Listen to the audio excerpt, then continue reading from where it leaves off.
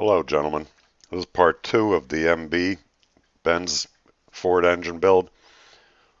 Before we start with that, I'd like to say a special thank you and shout out to my friend Felix Una, who has been a great help. He's the one who turned me on to this audio software program. He is a MGTOW, and he does have a channel. He's an older guy like me, not quite as old, but older, been through a divorce and everything. And he's moving on with his life and doing a hell of a good job at it. So check out his channel and give him a little bit of that support. So let's continue on with the build here. This is once we got the engine in and everything else, and it looks like maybe it was on a weekend after we'd put the engine in, possibly on a Friday night because I'm out of uniform there. So that was a C6 transmission that we put in, and of course there's the engine with the A6 compressor in it, which had to come out because things sat up way too high. The compressor was something that I hadn't measured out ahead of time. I measured the engine and everything and didn't think about where that sat. So, excuse me, I had to replace it with a Sankyo Sandon SD510 rotary compressor, which is a very popular hot rod compressor because it drains very little on the engine. Very efficient compressor. It works very well. It bolted up in there very nicely with a couple custom-made brackets. Allowed plenty of hood clearance. I do believe I had it mounted up somewhat in the same area. So that, as you can see, is the front shot of the engine in the motor bay. Wasn't able to run a belt-driven fan, but I knew this, so what I got is a puller fan, an electric fan, to supplement the front condenser fan, which comes stock with the car, that comes on with the air conditioning and then also has a 212 switch that I adapted to the Ford radiator neck that comes on at 212 degrees coolant temperature into high speed on the front, on top of being on at low speed when the air conditioner is on at the same time. The puller fan that I put in from Summit Racing back in the days of ordering through catalogs, before the advent of the internet craze of buying things, was also wired into a switch, a thermostatic switch that came on at around 175 degrees engine temperature. It worked fine with a stock radiator, which really surprised me. I thought the cast engine block might run a little bit hotter, but it didn't. I also ran a cooler thermostat in that motor.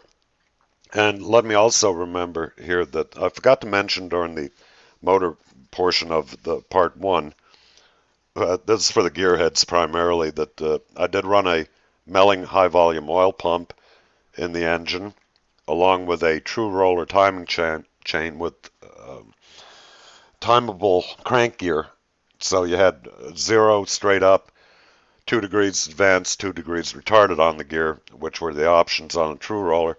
And I set this motor up at 0 straight up, so no advance or retard on the cam timing.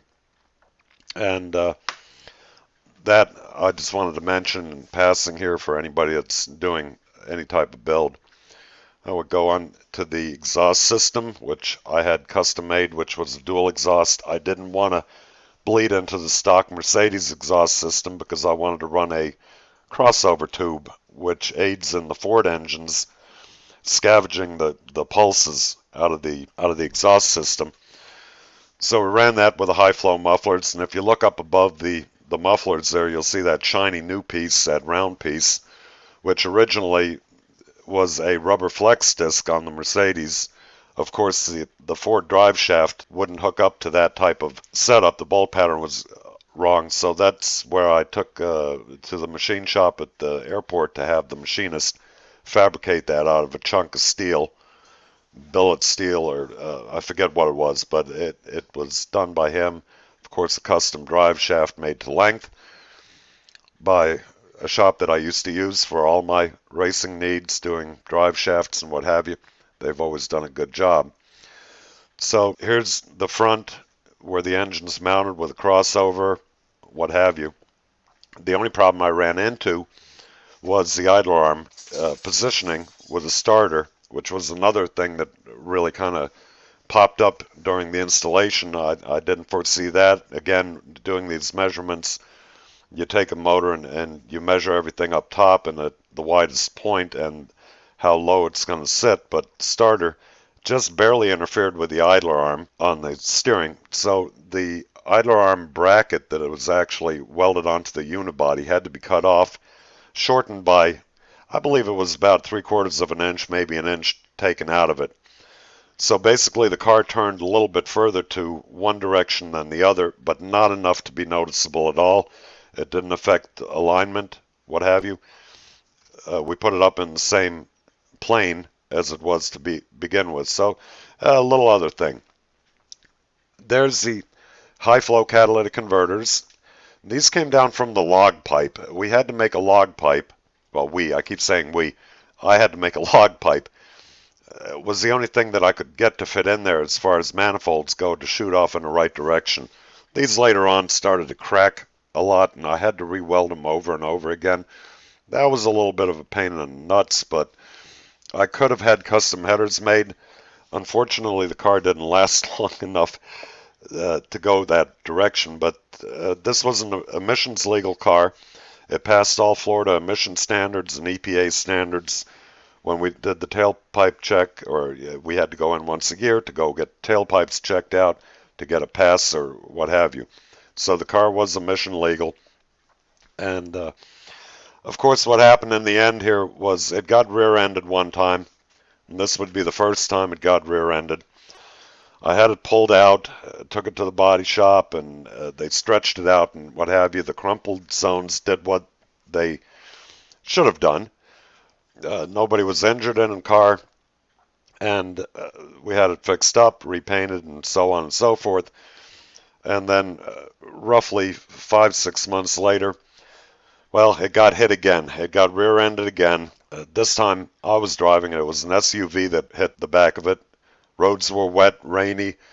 The woman was on her phone, and she plowed into the back of the car. Yep. And there's the side. This time around, the unibody had already weakened in the crumpled zones from the prior wreck and being pulled to where the car was deemed no longer repairable. And I agreed with that. So I ended up selling the car for scrap.